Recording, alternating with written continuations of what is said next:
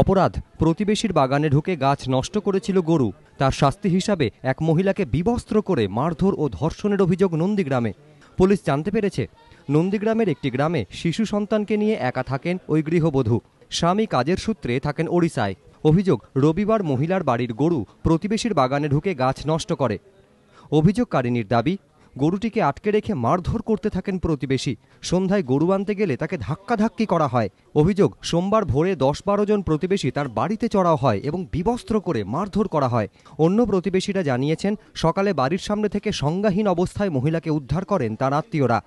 10-12 জন মনে হয় সবাই ঢুকেছে আমার বাড়িতে, দিয়ে আমাকে মারছে, ধরে হাত পা ধরে তারপর এরকম করতেছে, সব বলতো এখানে মেরে দেবো, আর জানি না কিছু। আশঙ্কাজনক অবস্থায় ওই মহিলাকে তমলুক জেলা হাসপাতালে ভর্তি করা হয়েছে। আত্মীয়দের অভিযোগ, তাকে ধর্ষণ করা হয়েছে। আমাদের ধারণা তো রেপ করেই ফেলে দিয়ে গেছে। ওদের বাড়ির সামনে লোক বলছে যে যখন আমরা গিয়ে দেখি পড়ে আছে রাস্তার উপরে, সচেতন মানে একদম জ্ঞান নেই।